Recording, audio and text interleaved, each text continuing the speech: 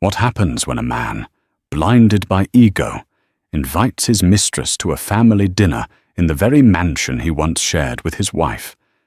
He expects a smooth transition, a changing of the guard. He expects his powerful mother to approve. But he never expected his mother's definition of loyalty. In one evening, a multi-million-dollar empire is shaken, a life of luxury is upended, and the woman he discarded is given the ultimate power. This is a story of betrayal, hidden motives, and the devastating consequences of underestimating the women you wrong. Get ready, because this dinner is just the beginning. The air in the Blackwood mansion was always thick with the scent of old money and unspoken resentments. It clung to the heavy velvet curtains, seeped into the Persian rugs, and settled like a fine dust on the polished mahogany of the grand dining table. For Ethan Blackwood, this scent was the smell of home, of power, of his birthright. Tonight, however, it felt suffocating, charged with an unfamiliar static.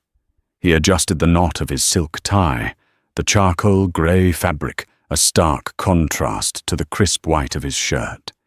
He was a man sculpted by privilege, with a jawline as sharp as his business acumen and eyes the colour of a stormy sea, currently clouded with a mixture of arrogance and a faint, unacknowledged flicker of apprehension. 6 months? It had been 6 months since the divorce from Dr. Aris Thorne was finalized. 6 months since she had walked out of this very mansion, not with a torrent of tears as he had expected, but with a quiet dignity that had unsettled him more than any screaming match could have. Aris, with her brilliant mind and her compassionate heart, a celebrated pediatric oncologist who saved lives while he acquired companies. They had been the golden couple, a perfect merger of intellect and influence. But perfection, Ethan had found, was dreadfully boring. He craved fire, passion, the thrill of the illicit. He found it in Sienna Miller. Sienna was everything Aris was not. She was a whirlwind of ambition and intoxicating beauty, a PR specialist he'd met at a conference who had made it her mission to conquer his world. Her laughter was loud, her dresses were tight, and her eyes held a predatory gleam that mirrored his own. She was a conquest, a beautiful, glittering prize that made him feel young and virile, a stark contrast to the comfortable, almost fraternal, love he'd shared with Aris in their later years. The divorce had been swift, brutal, and surgically precise, much like the deals Ethan orchestrated. He had been generous, of course, a downtown condo with a spectacular view, a financial settlement that would ensure Aris never had to work again, though he knew she would. Her work was her calling, and a clean break. He had given her everything she was entitled to, and in his mind, that absolved him of all guilt. He had moved on. It was time everyone else did too, which brought him to tonight, the dinner, a simple, intimate affair. Just himself, his mother, Eleanor, and Sienna. It was a necessary step, a formal presentation of the new woman in his life. His mother's approval was not just a courtesy. It was a cornerstone of the Blackwood empire. Eleanor Blackwood, the matriarch, held the purse strings and the final word. She was a woman of formidable intellect and an even more formidable will who had steered the family's wealth through recessions and betrayals with an iron fist clad in a velvet glove. "Everything looks perfect, Mrs. Davies," he said, his voice echoing slightly in the cavernous dining room. The table was set for 3, with the family's finest china and silver gleaming under the soft light of the crystal chandelier. The elderly housekeeper, who had been with the family since before Ethan was born, gave a tight-lipped nod. Her eyes, however, held a story of their own. They had seen Aris plan charity galas at this very table, her laughter warming the cold, formal space. Mrs. Davies did not approve, but her disapproval was as silent and starched as her uniform. A sleek black car crunched on the gravel driveway. Ethan's heart gave a slight, traitorous leap. Sienna. He smoothed his suit jacket and walked to the grand foyer, composing his features into a mask of confident charm. Sienna emerged from the car like a movie star stepping onto a red carpet. She wore a crimson dress that hugged her every curve, a bold statement against the muted elegance of the mansion. Her blonde hair was styled in perfect waves, and her smile was dazzling, a weapon she wielded with expert precision. "Ethan, darling," she purred, kissing the air beside his cheek. "This place is magnificent, even more than the pictures." Her eyes roamed the foyer, taking in the sweeping staircase, the ancestral portraits, the sheer, unapologetic scale of the wealth on display. It was a look of hunger, of a predator sizing up its prize. "It's home," Ethan said simply. "Come, Mother is in the drawing room." He led her down the hall, his hand resting on the small of her back. He could feel the tension in her, the nervous energy thrumming beneath the confident facade. This wasn't just a dinner for her, it was an audition. Eleanor Blackwood was seated by the fireplace, a book resting in her lap, though she wasn't reading. She looked up as they entered, her gaze sharp and analytical. She was a handsome woman in her late 60s, her silver hair coiffed perfectly, her posture regal. She wore a simple but exquisitely tailored navy blue dress, adorned only by a string of pearls and the large, formidable diamond of her wedding ring. "Mother," Ethan said, his voice a little too loud. "This is Sienna Miller. Sienna, my mother, Eleanor Blackwood." "It's an honor to meet you, Mrs. Blackwood," Sienna said, her voice smooth as honey. She extended a perfectly manicured hand. Eleanor looked at the hand for a moment, before slowly, deliberately, extending her own. Her grip was surprisingly firm. "Miss Miller," she said, her voice cool and neutral. Her eyes, the same stormy grey as her son's, did a slow, deliberate sweep of Sienna, from the expensive shoes to the professionally highlighted hair. It was not a glance of welcome, but of appraisal. An appraisal of an asset, or perhaps a liability. "Ethan has told me so much about you," Sienna continued, undeterred. "Your work with the Arts Foundation is truly inspiring." "Is it?" Eleanor replied, withdrawing her hand. "I find it's mostly paperwork and placating egos, something I'm sure you know a little about, Miss Miller, given your profession." The barb, subtle but sharp, hung in the air. Ethan felt a muscle in his jaw tighten. This was not going to be as simple as he'd hoped. He had expected a certain frostiness, but this was a glacial chill. "Shall we go in for dinner?" he interjected, desperate to move them to the more structured environment of the dining table. As they settled into their seats, the silence was broken only by the clinking of silver against china.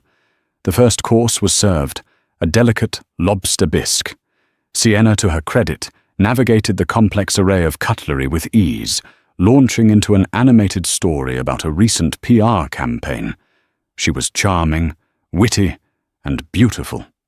She was, on paper, a perfect partner for a man of his stature. So why did her presence here feel so jarringly wrong? It was like hanging a garish modern art print in the middle of the Louvre. As Sienna spoke, Ethan's gaze drifted to the fourth place setting. He had explicitly told Mrs. Davies that there would be only 3 for dinner. He shot a questioning look towards the housekeeper, who was standing stoically by the sideboard. She gave a barely perceptible shake of her head, her eyes flicking towards Eleanor. It was his mother's doing. Before he could ask, the sound of the front door opening and closing echoed from the foyer. Heavy, familiar footsteps approached the dining room. Ethan's blood ran cold. He knew those footsteps as well as he knew his own heartbeat. The dining room doors swung open, and there stood Dr. Aris Thorne. She was not dressed for a formal dinner. She wore simple black trousers and a soft cashmere sweater the color of cream. Her dark, curly hair was pulled back in a loose knot, and her face was devoid of makeup. She looked tired, the way a doctor looks after a long, difficult day. But as her eyes met his, they were clear, steady, and held a strength that Sienna's manufactured confidence could never hope to match. She stopped in the doorway, her gaze taking in the scene. Ethan, frozen in his chair. Sienna, her fork halfway to her mouth, her face a mask of confusion and fury. And Eleanor, who looked at Aris and, for the first time that evening, smiled. A genuine, warm smile. "Aris, darling," Eleanor said, her voice laced with an affection that had been starkly absent just moments before. "Thank you for coming. We were just about to start." The silence that descended upon the dining room was heavier than the ancestral portraits that lined the walls. It was a thick, suffocating blanket of shock, fury, and bewilderment. Ethan felt as if the air had been sucked from his lungs. He stared at Aris, his ex-wife, standing in the doorway of his family home, looking as though she had simply returned from a long day at the hospital, as was once her routine. But everything was different now. He had made sure of that. Sienna was the first to recover, her PR training kicking in to smooth over the social grenade that had just detonated. She placed her fork down with a delicate clink, her crimson lacquered nails a stark slash of color against the white tablecloth. A tight, brittle smile stretched across her lips. "Well, this is a surprise," she said, her voice a carefully modulated purr, though her eyes, fixed on Aris, were chips of ice. "Ethan, you didn't mention we'd have another guest." Ethan couldn't find his voice. His gaze was locked on his mother. Eleanor sat at the head of the table, the picture of serene composure, her expression giving nothing away. This was her move, her game. And he, his mistress, and his ex-wife were merely pieces on her board. Aris, however, seemed unfazed. Her eyes, which held a deep, weary wisdom that always made Ethan feel like a petulant boy, scanned the room and settled on Eleanor. "Eleanor," she said, her voice calm and steady, a soothing balm in the charged atmosphere. "You said it was urgent." "It is," Eleanor replied simply, gesturing to the empty seat beside her, the seat that had always been Aris's. "Please join us." With a quiet grace that felt like a rebuke to Sienna's flamboyant presence, Aris walked to the table. She didn't look at Ethan as she passed, a deliberate omission that stung more than any accusation. She nodded politely at Sienna, a gesture of civility that was somehow more insulting than outright hostility. As she sat, Mrs. Davies materialized at her side, pouring her a glass of water with a familiarity that spoke volumes. "I must apologize for my attire," Aris said, her gaze directed at Eleanor.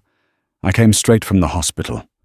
One of my patients, a little boy with neuroblastoma, had a difficult reaction to his latest chemo round." She spoke of life and death matters with a casual gravity that made Sienna's earlier chatter about brand synergy and market penetration seem utterly frivolous. "And how is little Leo now?" Eleanor asked, her tone laced with genuine concern.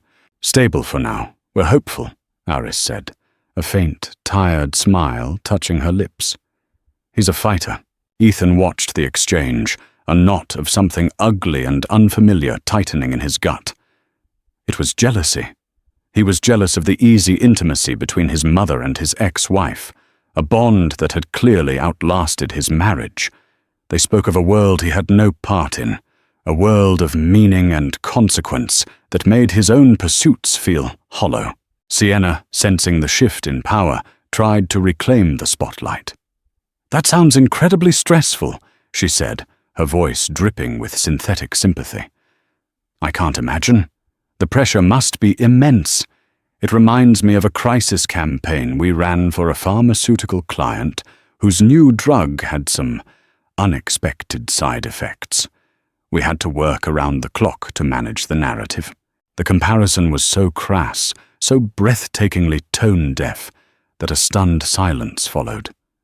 Aris simply looked at her, her expression unreadable, before taking a slow sip of water. It was Eleanor who responded, her voice as sharp as a scalpel.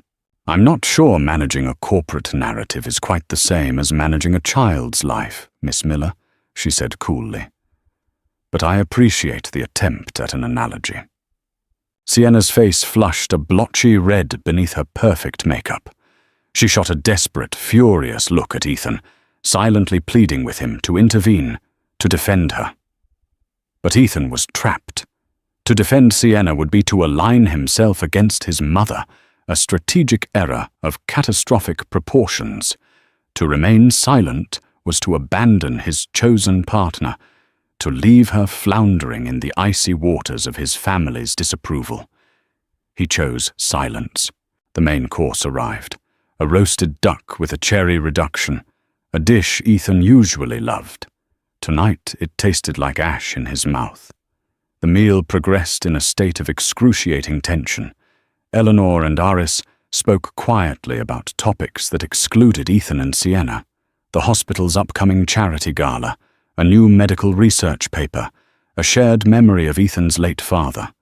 They were weaving a cocoon of shared history and mutual respect, leaving him and Sienna on the outside, looking in. Ethan felt a surge of childish anger.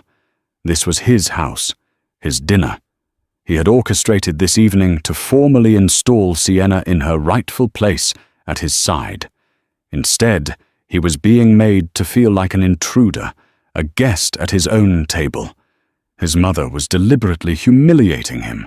And for what? To prove a point? He tried to steer the conversation back to his territory. "The Sterling merger is proceeding ahead of schedule," he announced to the table at large. "We're looking at a final valuation that exceeds all initial projections. It's going to be the biggest deal of the year for the firm." He looked at his mother, expecting a nod of approval, a flicker of pride. Instead, she turned to Aris. "Aris, you remember Mr. Sterling, don't you?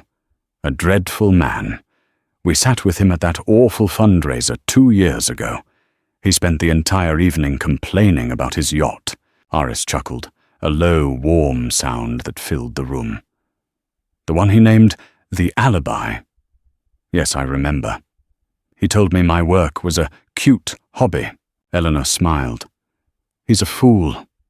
I hope you're taking him to the cleaners, Ethan. Not because it's good business, but on principle. The dismissal of his professional triumph, the casual way they belittled a man he was about to make millions with, was infuriating. They were a united front, a fortress he could not breach. Sienna, meanwhile, had grown increasingly quiet, her earlier vivacity replaced by a sullen pout. She picked at her food, her eyes darting between the other three, a calculator whirring behind her gaze. She was reassessing, reevaluating the prize and the cost of its acquisition. She had likely seen this dinner as the final hurdle, the moment she would be officially welcomed into the dynasty. Instead, she had been relegated to the role of an unwanted, uninteresting interloper. The power she thought she had over Ethan, the power that came from his desire, was proving to be utterly worthless in the face of the real authority in this house. Finally, the ordeal of the main course was over. As the plates were cleared, Eleanor placed her napkin on the table. The gesture felt final, like a judge banging a gavel. "Well," she said, her gaze sweeping over the three of them. "This has been illuminating." She looked at Sienna, her expression one of polite dismissal. "Miss Miller, thank you for coming. I believe you have a clearer understanding of our family dynamic now." It was not a question. She then turned to Ethan, and for the first time, he saw a flicker of something that looked like disappointment, a deep, maternal sorrow that cut him more than her anger. "Ethan, we need to talk." Her eyes finally settled on Aris, and her expression softened completely. "And Aris, I have something for you. Eleanor rose from her chair. If you'll all join me in the study. It was a command, not an invitation. As they rose, a sense of dread washed over Ethan. This wasn't just a dinner. It wasn't just a power play. It was a reckoning. And he had a terrible sinking feeling that he was about to pay a price he had never anticipated. The Last Supper was over. Now came the judgment. The study was the heart of the Blackwood Empire, a room that spoke of generations of power and influence. Dark oak paneling lined the walls, floor-to-ceiling bookshelves were filled with leather-bound volumes, and a massive partner's desk stood like an altar in the center of the room. This was Ethan's father's domain, and now it was Eleanor's. Ethan had always felt like a visitor here, a prince waiting for his coronation, but the crown had never quite settled on his head. His mother had never fully relinquished control. Eleanor walked behind the imposing desk, the worn leather of the high-backed chair sighing as she sat. She did not invite anyone else to sit. They stood before her like subjects, awaiting a decree. Ethan, tense and defiant.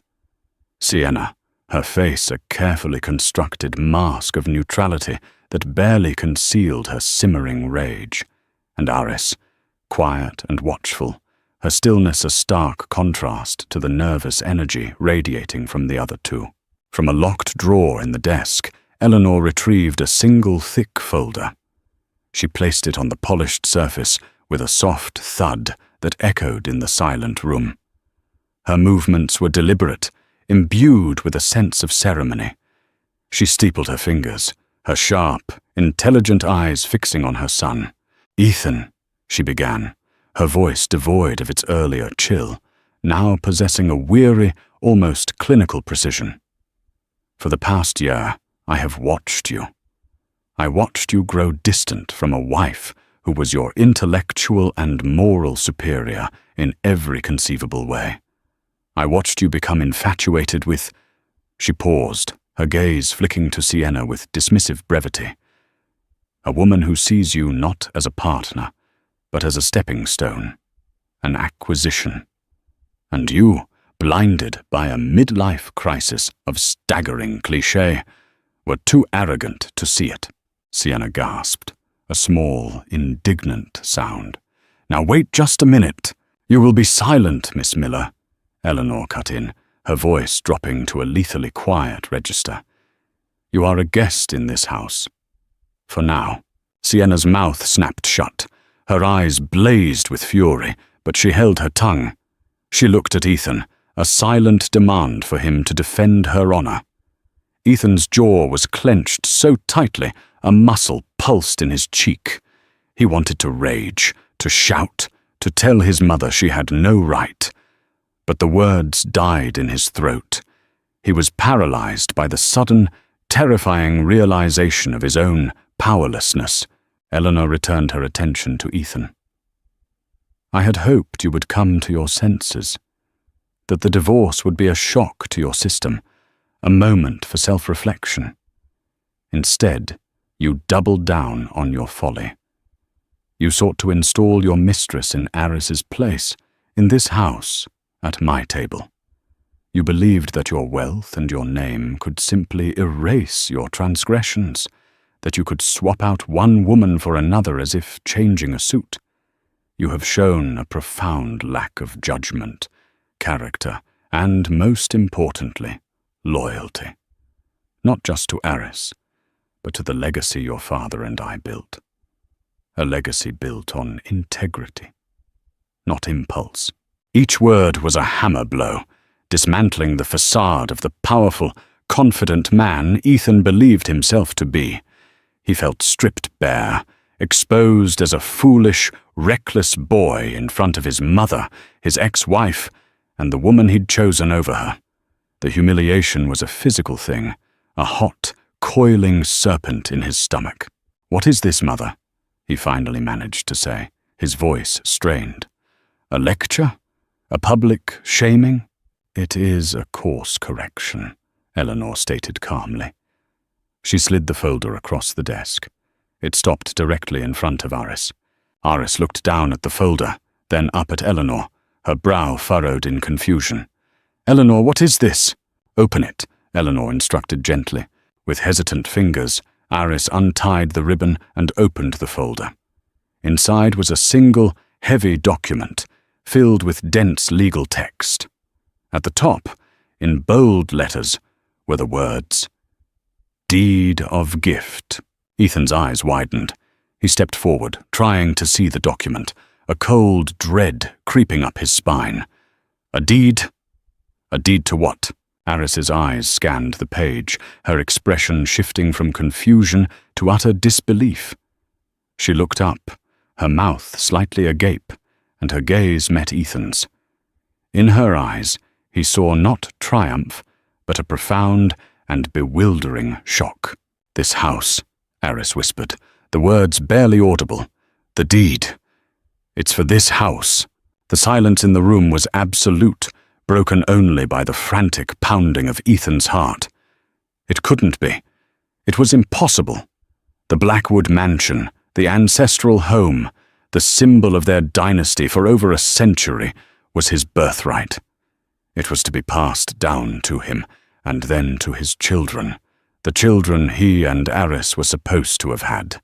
"You're joking," Ethan said, a harsh, disbelieving laugh escaping his lips. "This is some kind of sick joke." "I have never been more serious in my life," Eleanor said, her voice like granite. "The house was mine to give. It was part of my family's estate before I ever married your father. I have held the deed in my name alone for 40 years. And now, I am giving it to the person I trust to honor its legacy. I am giving it to Aris." Sienna finally broke. "You can't do that!" she shrieked, her carefully crafted composure shattering into a million pieces. "This is Ethan's house. This was supposed to be our house."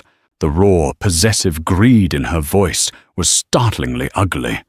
In that moment, all pretense fell away, revealing the transactional nature of her affection.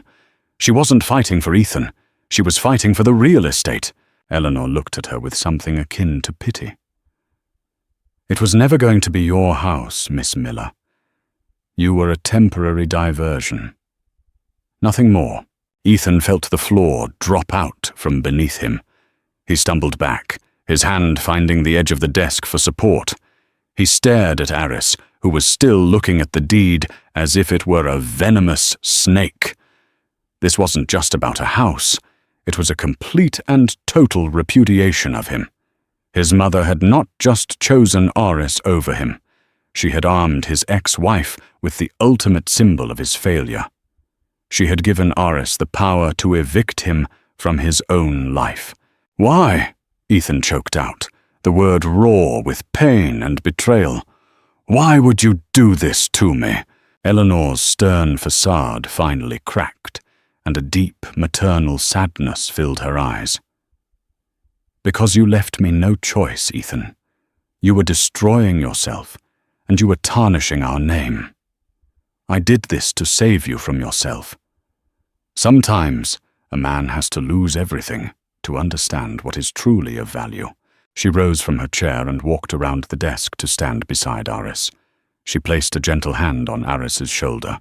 "The house is yours, Aris," she said softly, her voice for Aris alone. "Free and clear. There are no conditions. You can live in it, sell it, or burn it to the ground. It is your decision. You are the only one I trust to make the right one." Aris looked from the deed in her hands to the stunned face of her ex-husband, and then to the furious, contorted features of his mistress. She held the power now. All of it. The deed was not just paper and ink. It was justice. It was revenge. It was a burden of unimaginable weight. And in the deafening silence of the study, she had no idea what she was going to do with it. The immediate aftermath was a symphony of chaos conducted in the key of disbelief.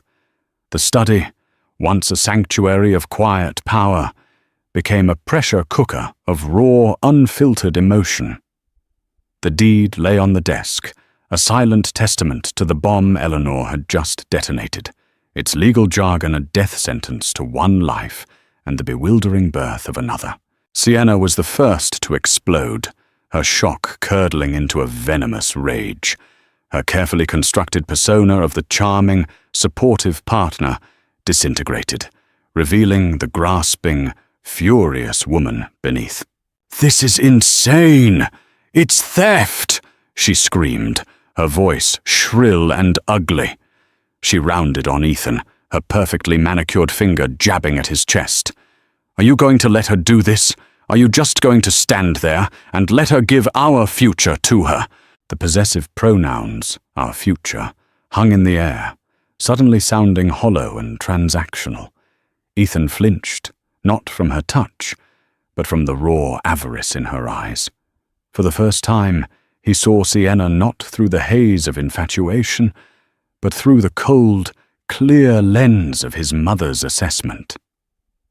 He saw a woman who had attached herself to his wealth, not his heart. The realization was a sickening jolt, a splash of icy water to the face. "Sienna, stop it," he mumbled, his voice weak, unfamiliar to his own ears. He felt hollowed out, a marionette whose strings had been cut. "Stop it?" she shrieked, her laugh high and hysterical. "You've just been publicly castrated by your own mother, and you're telling me to stop it? She gave your home, your legacy, to the woman you left. Don't you see the humiliation? She's laughing at you. They both are." Sienna's gaze shot to Aris, who was still standing by the desk, the deed held loosely in her hand. Aris looked pale, stunned, as if she'd been struck by lightning. There was no triumph in her expression, no hint of laughter. There was only a profound, overwhelming shock. "And you," Sienna spat at Aris, "don't think I don't see what this is. You played the long game, didn't you? The poor, abandoned wife, cozying up to the lonely old matriarch. You manipulated her." Aris finally looked up, her eyes focusing on Sienna as if seeing her for the first time. The weariness in her expression was replaced by a flash of steel. "You and I are very different, Sienna," Aris said, her voice quiet but carrying an immense weight. "You see a prize to be won. I see a family being destroyed. You think this is about a house. It's not." She looked down at the deed in her hand, her expression one of deep conflict. "I don't know what this is, but it's not a victory." The quiet dignity of her response seemed to infuriate Sienna even more. She turned back to Ethan, her last desperate gambit. "Ethan, fix this. Call your lawyers. Sue her. Do something." But Ethan was no longer listening to Sienna. His world had narrowed to two people: his mother, who stood like a marble statue of judgment, and his ex-wife, who now held the keys to his entire life in her hands. He felt a primal rage building, a desperate need to reclaim his dominance, to reassert his place at the top of the food chain. He pushed past Sienna and confronted his mother. "How could you?" he seethed, his voice low and dangerous. "After everything I've done for this family, for the company. You cut me off at the knees. You humiliate me in front of them. You hand the heart of our family to an outsider." "An outsider?" Eleanor's voice was laced with disbelief. "Aris has been more of a daughter to me for the past 10 years than you have been a son. She has upheld our values while you have trampled them. She saved lives while you collected assets. She's not the outsider here, Ethan. You are." The truth of her words was a physical blow. He had become an outsider in his own home, in his own family. The realization was so profound, so devastating, that his anger momentarily gave way to a vast, empty chasm of despair. He turned his gaze to Aris, a different emotion now swirling in the toxic cocktail of his feelings, a desperate, pathetic plea for understanding. "Aris, you can't accept this. You know it's wrong. This is my home. Aris looked at him, and for a moment he saw a flicker of the old Aris, the woman who had once loved him, the woman whose compassion was as boundless as her intellect. He saw pity in her eyes, and that was worse than her anger. Your home? She repeated softly. Was it my home, Ethan? When you were booking hotel rooms with her? When you were texting her from our bed? Was it my home then? Or was it just a beautifully decorated stage for your life, where I was just another prop? He had no answer. Her words were true, and the truth was a brutal, unforgiving thing. He had desecrated their shared space long before Sienna ever set foot in it. The tension in the room was unbearable. It was Aris who finally broke it. She carefully placed the deed back on the desk, her hands trembling slightly. I need some air, she said, her voice strained. She looked at Eleanor. I can't think about this right now. This is too much.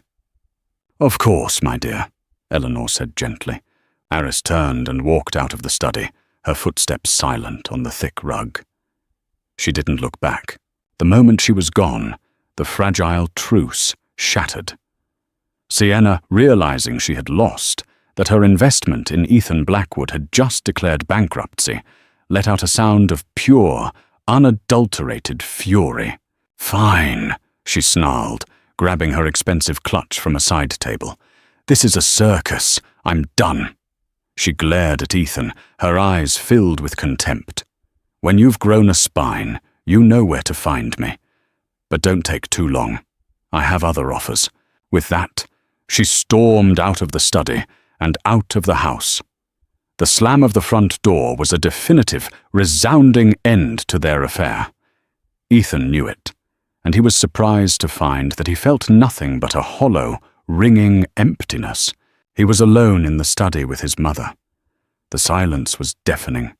The deed still lay on the desk, a ticking time bomb between them. What have you done? He whispered, the fight gone out of him, replaced by a chilling sense of loss. I have given you a chance, Ethan, Eleanor said, her voice softening, the hard edges of the matriarch giving way to the sorrow of a mother. A chance to start over, to rebuild.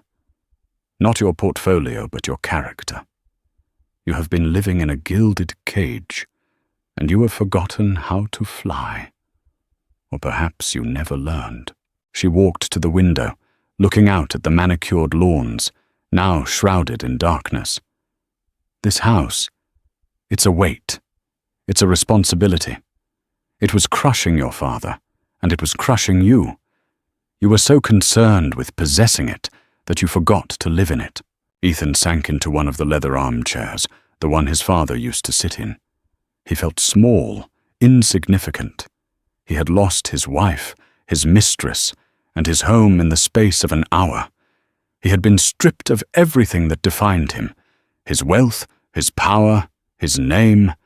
They all felt like a costume he had been wearing, and his mother had just ripped it off. He looked at the deed on the desk. Aris had left it. She hadn't taken it. A tiny, irrational flicker of hope ignited within him. Maybe she would refuse it. Maybe she would see this as the cruel, manipulative act it was and reject it out of principle. But as he sat there, in the ruins of his life, another, more terrifying thought emerged. What if she didn't? What if she accepted it? What if, tomorrow, Dr. Aris Thorne, the woman he had betrayed and discarded, became his landlord? The power imbalance, which had so defined his entire life, had been completely, devastatingly inverted. And he had no idea how to live in a world where he was not in control. The days that followed the dinner were steeped in a new kind of silence. The old silence of the Blackwood mansion had been one of oppressive formality and unspoken rules. This new silence was one of absence and uncertainty. It was the silence of a vacuum, a space where a life had been violently ripped out, and nothing had yet rushed in to fill the void. Ethan remained in the mansion, a ghost haunting the halls of his own former kingdom. He had half expected Aris to arrive with a lawyer and an eviction notice the very next day. He had braced himself for it, rehearsing speeches of righteous indignation in his head. But she never came. She didn't call. She didn't text. The deed remained in the study, a potent symbol of her power, yet she refused to wield it. Her inaction was a form of psychological warfare more effective than any legal maneuver. It left him in a state of suspended animation, unable to move forward, unable to go back. His mother, too, had retreated. She kept to her wing of the house, their paths crossing only occasionally in the vast, empty corridors. There were no more lectures, no more confrontations. She had fired her shot, and now she was waiting, observing, letting the consequences of her actions unfold. Her silence was one of patient expectation, and it unnerved Ethan more than her anger. Stripped of his usual distractions, the thrill of the deal, the ego-stroking presence of Sienna, Ethan was left with nothing but time and the echoing silence of his own thoughts. He wandered the house like a caged animal, from the grand ballroom where he and Aris had hosted their first charity gala, to the sun-drenched breakfast nook where she used to read medical journals on Sunday mornings. Every room held a memory of the life he had systematically dismantled. He found himself thinking about Aris, not as the wronged ex-wife or the new owner of his home, but as the woman he had once known. He remembered her passion for her work, the way her eyes would light up when she talked about a breakthrough in a patient's treatment. He remembered her quiet strength, her unwavering moral compass, her ability to find joy in the smallest things, a rare bird in the garden, the first snowfall of winter, a perfectly brewed cup of tea. These were the parts of her he had found comfortable, predictable, and ultimately boring.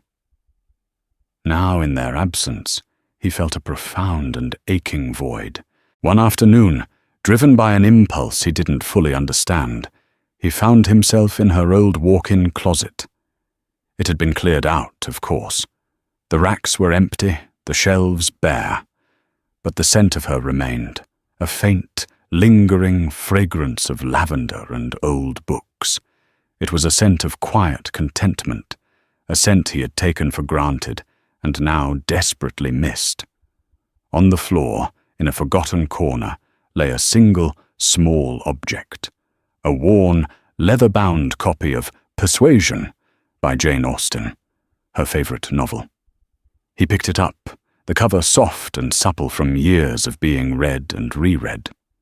He opened it, and a small, pressed flower fell out from between the pages, a daisy from the mansion's garden. A memory, sharp and painful, pierced through him. A lazy summer afternoon years ago, when they were still happy, when he had picked that daisy and tucked it into her hair.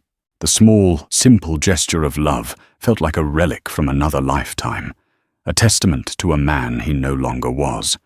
A wave of self-loathing washed over him, so powerful it almost brought him to his knees.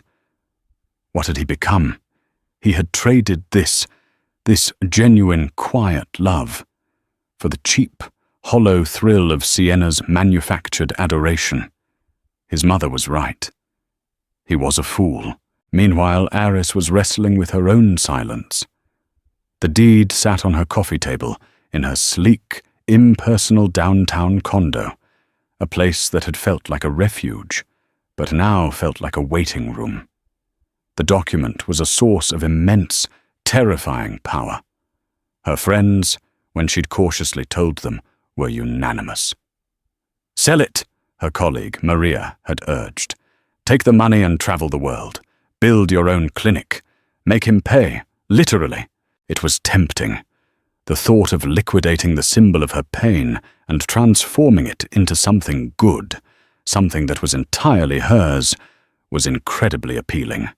She could fund a new research wing at the hospital, create a foundation for the families of her young patients. She could erase the Blackwood name from her life and replace it with her own legacy. But it wasn't that simple. The mansion wasn't just a house to her. It was the place she had put down roots, the place she had naively believed she would build a family. It was the garden where she had planted roses with Ethan's father, a man she had adored. It was the library where she had spent countless hours, finding solace in books when the losses at the hospital became too much to bear. It held memories, both beautiful and painful, that were inextricably woven into the fabric of her life. To sell it felt like selling a part of herself. And then there was Eleanor. Iris knew that giving her the house was not an act of charity. It was a strategic move, a desperate attempt by a mother to save her son from himself. Eleanor had placed an immense burden on her shoulders, trusting her to be the catalyst for Ethan's redemption. It was a trust that Iris felt deeply, but also resented. It was not her job to fix the man who had broken her. After a week of agonizing indecision, she knew she couldn't continue in this limbo. She had to face him. She had to see the house again, not as a memory, but as a reality, as a piece of property she now controlled. She drove to the mansion on a crisp autumn afternoon. The gates, which had once felt so welcoming, now seemed foreboding. She didn't use the key Eleanor had given her, but rang the bell instead. It was Ethan who answered the door. He looked diminished. The arrogant swagger was gone, replaced by a weary uncertainty. He was wearing an old university sweatshirt and jeans, a far cry from his usual bespoke suits. His eyes, when they met hers, were filled with a mixture of fear, hope, and a deep, unsettling vulnerability. "Iris," he said, his voice hoarse. "Ethan," she replied, her tone even. "I think we need to talk." He stepped aside, letting her into the grand foyer. The silence of the house enveloped them. It was no longer his house to welcome her into, nor was it hers to claim. They were two strangers in a place that had once been their shared universe. "I haven't decided what to do," she said, breaking the silence, getting straight to the point. "I know," he said. "The waiting has been difficult." She led the way to the drawing room, the site of their disastrous dinner. She didn't sit, but stood by the large windows, looking out at the gardens. "I came to see the house, to try and figure out what it means to me now." Ethan stood awkwardly in the middle of the room, his hands shoved in his pockets. "And what does it mean to you?" he asked, his voice barely a whisper. Iris turned to face him, her expression serious, searching. "I'm not sure yet. Part of me wants to sell it and never look back. Part of me feels a responsibility to your mother and to your father's memory. And part of me..." She trailed off, her gaze softening with a sadness that was profound. "Part of me remembers the man who picked a daisy and put it in my hair in that garden. I don't know who that man is anymore, Ethan. I don't think you do either." Her words hit him with the force of a physical blow. She wasn't talking about the house anymore. She was talking about him, about the man he had lost somewhere along the way. For the first time in his life, Ethan Blackwood had no strategy, no counteroffer, no clever move to make. He was stripped of all his defenses, standing before the woman he had wronged, who now held all the power. And in that moment of complete vulnerability, a single, terrifying, and yet liberating thought surfaced. He had to find that man again. Not for her, not for his mother, but for himself. "I know," he said, his voice cracking with an emotion he couldn't name. "I want to find him, too." The silence that followed was different again. It was no longer empty or tense. It was fragile, tentative, and held the faintest, most delicate glimmer of a new beginning. The conversation in the drawing room did not magically solve anything. There was no tearful reconciliation, no grand gesture of forgiveness. But it did shift the tectonic plates of their broken relationship. The raw, open wound of betrayal was still there, but the air of hostility had been replaced by a fragile, uncertain truce. Oris left the mansion that day without a decision, but with a new, unsettling clarity. The question was no longer just what to do with the house, but what to do with the man who came with it. She began to visit the mansion more frequently, always during the day, always with a purpose. She told Ethan and herself that she was taking inventory, assessing the property's condition for a potential sale. It was a practical, logical reason that provided a necessary shield for the much more complicated, emotional reality. She walked through the rooms with a clipboard, making notes. But what she was truly documenting were the ghosts of her past and the shadow of a possible future. Ethan, in turn, became a reluctant custodian, a groundskeeper in his own former paradise. He watched her from a distance, giving her space. He saw her in the garden, her fingers gently touching the petals of the roses his father had planted. He saw her in the library, running her hand over the spines of books they had once read together.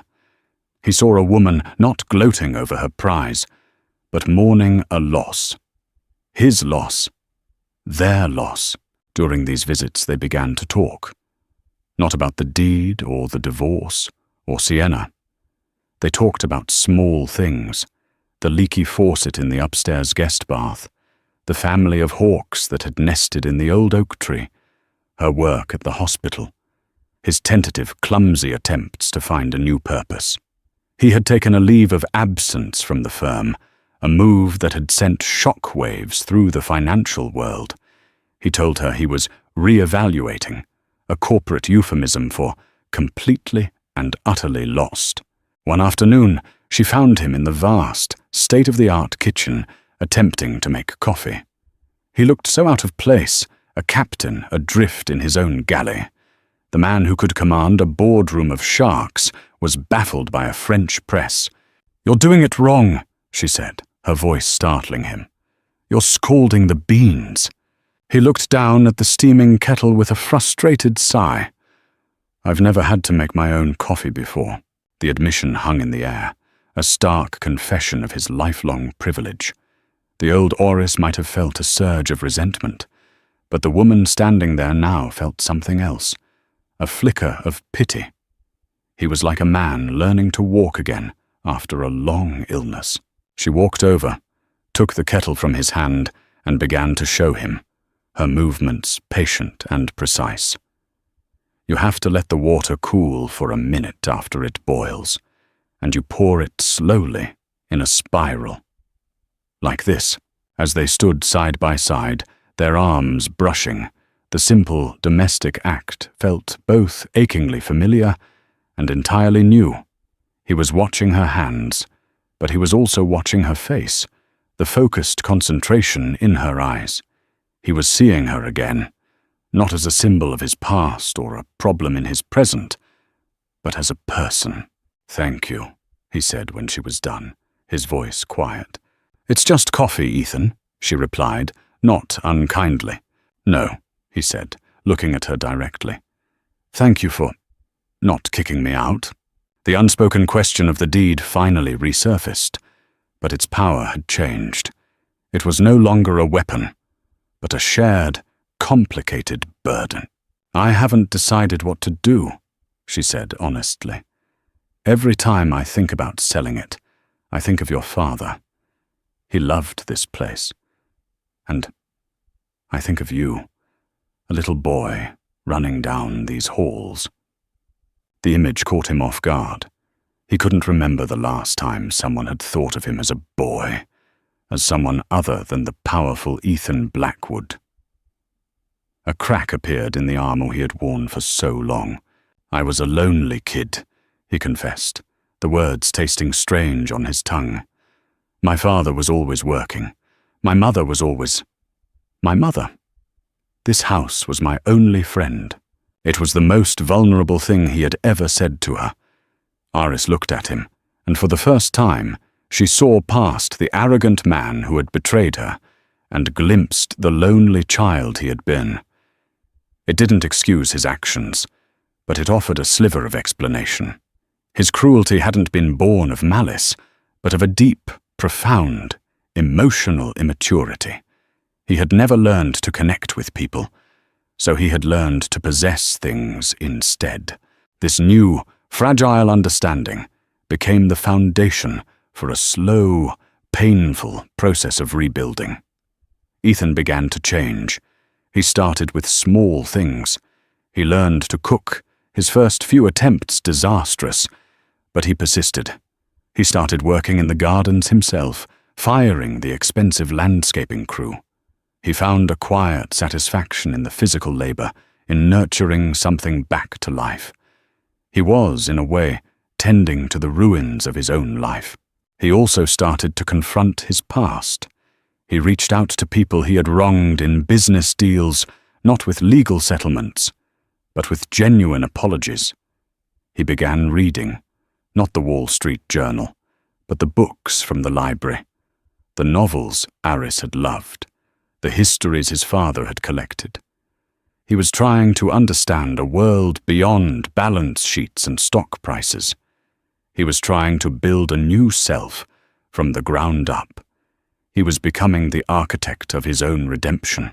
Iris watched this transformation with a mixture of skepticism and a reluctant, burgeoning hope. She knew that true change was a slow, arduous process. She was a doctor. She knew that healing was never linear. There were moments when the old Ethan would surface, a flash of arrogance, a flicker of entitlement, and she would retreat, the walls around her heart rebuilding themselves instantly. But then there were other moments. The time he called her, his voice filled with genuine excitement to tell her the hawks had hatched. The afternoon she arrived to find he had successfully repaired the antique grandfather clock in the foyer, something even his father had never managed to do. The day he told her he had set up a blind trust to fund a new pediatric wing at her hospital, using his own personal money, with the sole condition that it be named after a patient she had lost. He had done it anonymously, without fanfare. It was not a grand gesture to win her back. It was an act of quiet atonement. One cool evening, she found him sitting on the back terrace, watching the sunset paint the sky in hues of orange and purple. A copy of Persuasion lay on the table beside him. "You're reading it," she said, her voice soft. He looked up, a faint, sad smile on his face. "I'm trying to understand Captain Wentworth," he said. "A man who let pride and anger rob him of 8 years of happiness. A man who almost lost everything because he was too afraid to say what was in his heart." He looked at her, his eyes clear and direct, stripped of all artifice. "I have been a fool, Iris. A blind, arrogant fool. I threw away the most precious thing in my life for nothing. I don't expect you to forgive me. I don't deserve it. But I need you to know that I see it now. I see you. And I am so, so sorry." The apology, when it finally came, was not the one she had imagined. It was not dramatic or desperate. It was quiet, simple, and utterly sincere. It was the apology of a man who had finally faced himself. Tears welled in Iris's eyes, tears she had refused to shed for months. They were not tears of sadness, but of a complex, overwhelming catharsis. The anger and resentment she had carried for so long began to dissolve, not into forgiveness, but into a kind of peaceful acceptance. She sat down in the chair opposite him. The deed to the house, the great, unresolved question between them, suddenly seemed like a minor detail. The real question was about the man sitting before her. Could a person truly change? Could a love that had been so thoroughly broken, ever be mended? She didn't have the answers, but as she watched the last sliver of sun disappear below the horizon, she realized, for the first time, that she was willing to find out. She reached across the table and placed her hand over his. "Tell me about the hawks," she said. The touch of her hand on his was a spark in the darkness, a fragile connection across a chasm of pain. It was not a promise, not forgiveness, but it was a beginning. In the weeks that followed, the dynamic between them settled into a new, unwritten rhythm. The mansion was no longer a battlefield or a prize. It became a neutral ground, a sanctuary where two broken people were tentatively exploring the possibility of healing. Aris made her decision about the house. It came to her not in a moment of dramatic revelation, but in a quiet moment of clarity, while she was sitting with a terminally ill patient. The little girl, wise beyond her years, had been talking about her dream house, a fantastical place with a slide instead of stairs and a river of chocolate in the backyard. It was a house built not of bricks and mortar, but of joy and imagination. And Aris realized that was what the Blackwood mansion needed to become. Not a monument to a fractured past, but a place of life, healing, and hope. She presented her idea to Ethan and Eleanor one Sunday afternoon. They sat in the sunroom, the light streaming in, illuminating the dust motes dancing in the air, remnants of the old, stagnant life of the house. "I'm not going to sell it," Aris announced, her voice steady and sure, "and I'm not going to live in it. Not as it is." Ethan's heart, which had been cautiously optimistic, sank. He braced himself for the blow. "I want to turn it into something else," she continued, her eyes alight with the passion he remembered from when she spoke of her work. "I want to create the Aris Thorne House, a place for the families of the children at the hospital, a place where they can stay, free of charge, while their children are undergoing long-term treatment. A home away from home, with gardens for them to walk in, a library to escape into, a kitchen big enough for them to cook their own meals. A place of peace and respite in the middle of the worst time of their lives." She looked at them, her gaze challenging, hopeful. "The main house has more than enough room. The east wing can be converted into private family suites. We can use the ballroom for group therapy, for art classes for the siblings. We can make this place useful." The audacity of the idea was breathtaking. To take this symbol of private, exclusionary wealth and turn it into a beacon of communal compassion was a move of such profound moral elegance that Ethan was left speechless.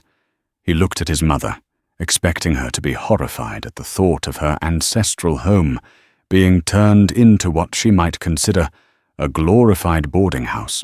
But Eleanor was smiling. It was a wide, genuine smile of pure, unadulterated pride. She looked at Aris with an expression of such deep admiration it was almost reverent. "That," Eleanor said, her voice thick with emotion, "is the single best idea I have ever heard. Your father would have loved it." She turned to Ethan. "Well, son, what do you think of Dr. Thorne's proposal?" All eyes were on him. This was a test, a chance to prove that his transformation was real. The old Ethan would have seen the financial folly, the logistical nightmare, the desecration of his heritage. The new Ethan saw only the beauty of it, the rightness of it. "I think," he said slowly, his voice filled with a sincerity that surprised even himself, "that it's a brilliant idea, and I want to help." He looked at Aris. "I want to run it. I'll quit the firm. I'll manage the foundation, oversee the renovations, handle the fundraising. Let me build this with you, Aris. Let me help you create this." It was a plea and a promise. He was offering to lay down the weapons of his old life, his career, his ambition, and pick up the tools to build her dream. He wanted to be a partner in her vision, not just a bystander. Aris studied his face, searching his eyes for any hint of his old self, any sign that this was just another grand gesture, another acquisition. She saw none. She saw only a man desperate to atone, to create meaning out of the wreckage of his past. "Okay, Ethan," she said softly. "Let's build it together." And so began the deconstruction of the Blackwood mansion and the construction of the Aris Thorne house. The project became their shared purpose, a new foundation upon which they could build a different kind of relationship. The heavy velvet curtains were taken down, replaced with light, airy linen that let the sun pour in. The dark, imposing furniture was sold at auction, the proceeds going directly to the new foundation. The walls were painted in warm, cheerful colors. Ethan threw himself into the work with a passion he hadn't felt since his earliest days in business. But this passion was different. It wasn't fueled by ego or greed, but by a genuine desire to create something good. He was a natural leader, his skills in management and finance proving invaluable. But he also learned to listen, to collaborate, to defer to Aris's vision. They worked side by side, poring over architectural plans, interviewing contractors, choosing paint colors. They argued over budgets and timelines, but their disagreements were constructive, not destructive. They were partners. Eleanor watched from the sidelines, a quiet, satisfied observer. She had moved into the guest house on the property, content to cede the main stage. She saw her son changing before her eyes, becoming the man she had always hoped he would be.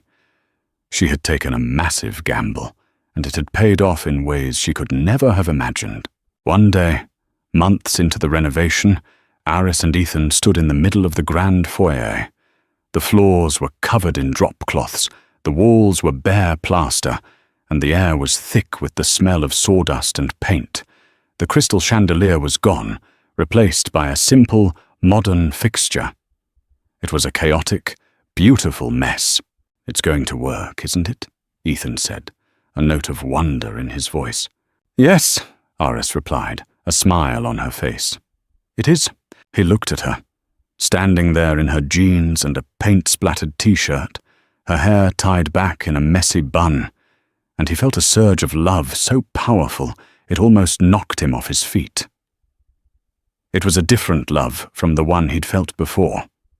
It wasn't the possessive, youthful infatuation of their early years, nor was it the comfortable, stagnant affection of their later marriage.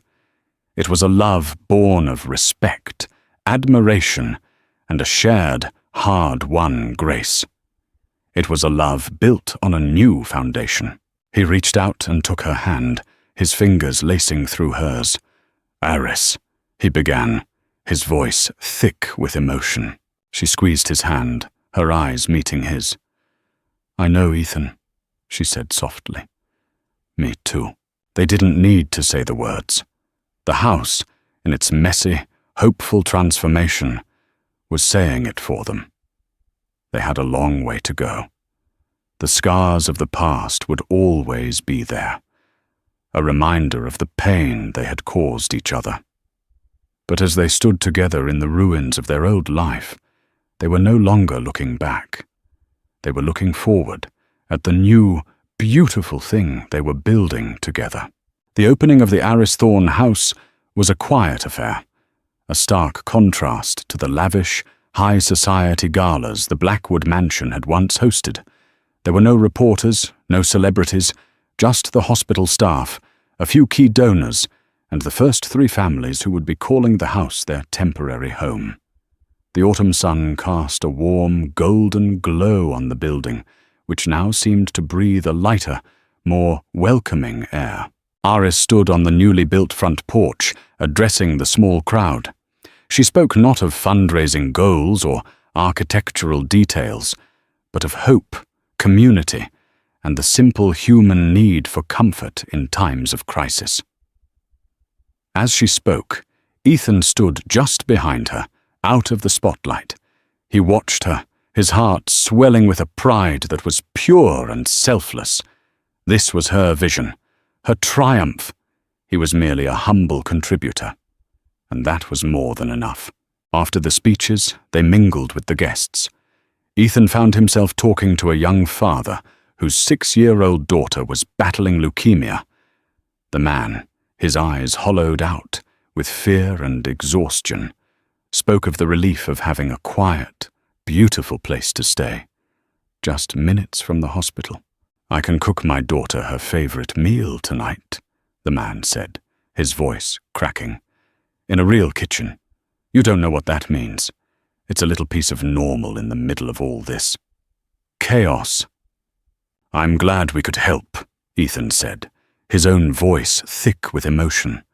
For the first time, he understood wealth not as a measure of power, but as a tool for compassion. The numbers on a balance sheet were meaningless compared to the look of gratitude in this man's eyes. Later, as the evening wound down, he found his mother sitting in the garden, on a bench overlooking the rose bushes. "Your father would be so proud, Ethan," she said, her voice soft. "Not just of this house, but of you." "I couldn't have done it without you, Mother," he said, sitting beside her. "Your intervention, it was brutal, but it was necessary. You saved me." "No, Ethan," she corrected him gently. "I just opened the door. You were the one who had the courage to walk through it. And Aris was the one who showed you the way." Their conversation was interrupted by a sleek, familiar car pulling up the driveway. It was Sienna. Ethan's body tensed. He hadn't seen or spoken to her since the night she'd stormed out. He had no idea why she was here.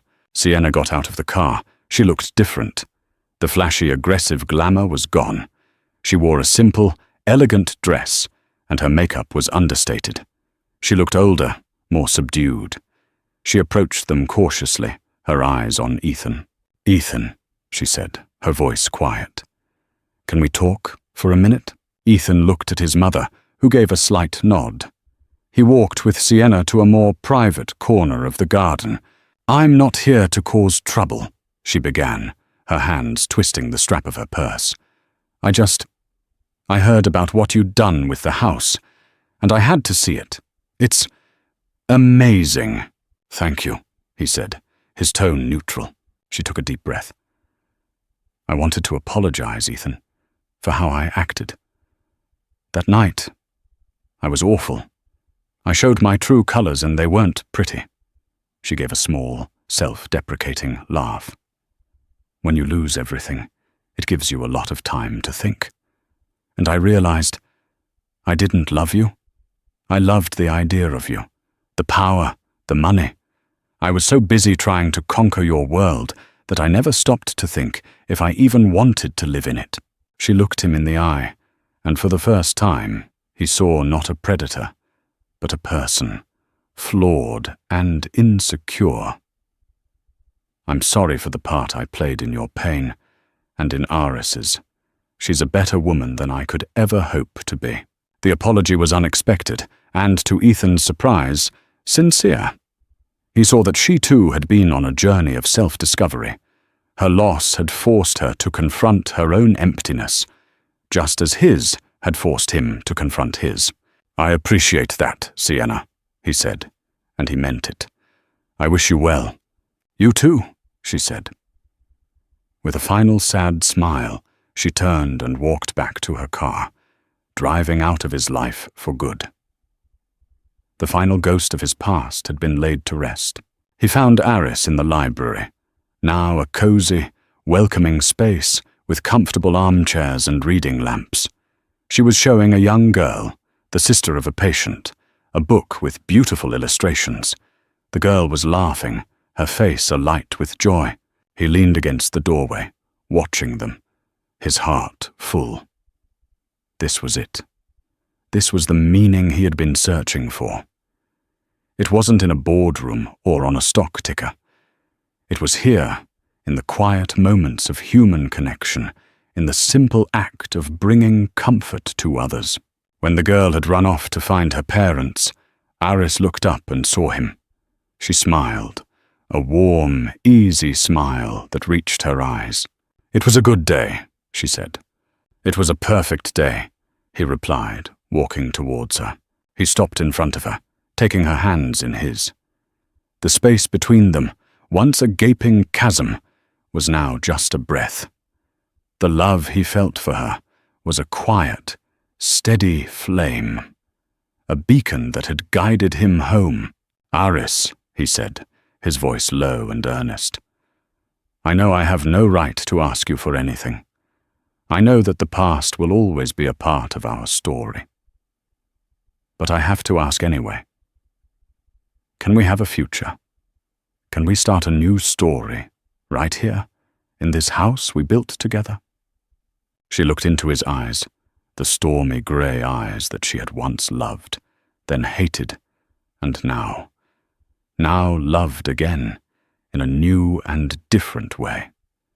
She saw the lonely boy he had been, the arrogant man he had become, and the good, compassionate man he was now. She saw his journey, his atonement, his redemption. She thought of persuasion, of Anne Elliot and Captain Wentworth, of second chances and a love that was deeper and truer for having been lost and found again. "Yes, Ethan," she whispered, her voice filled with all the love and hope in the world. "Yes, let's start our new story." He leaned in and kissed her, a kiss that was not about passion or possession, but about partnership, respect, and a profound, shared grace. It was a kiss that sealed the past and opened the door to the future. In the heart of the house, built on the ashes of their old life. They had come full circle, finding their way back not to what they had been, but to something stronger, truer, and infinitely more beautiful. 1 year later, the Iris Thorne house was thrumming with a quiet, steady rhythm of life. The initial novelty had worn off, replaced by the comfortable hum of routine. Families came and went, their stays marked by the ebb and flow of treatments, of good days and bad days. The house absorbed it all, the tears, the laughter, the whispered late-night conversations, the shared meals in the big, communal kitchen. It had become exactly what Iris had envisioned, a sanctuary, a place of solace. Ethan had found his calling not in the grand gestures of fundraising, but in the small, daily acts of service.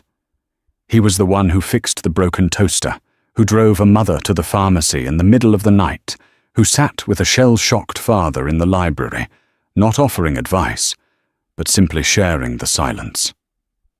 The residents didn't know he was Ethan Blackwood, the former titan of finance. They just knew him as Ethan, the kind, quiet man who ran the house and always seemed to know what they needed before they asked. He had traded his power suit for a tool belt, his corner office for a small, cluttered desk in what used to be the butler's pantry, and he had never been happier. Iris continued her work at the hospital, but her life was no longer consumed by it.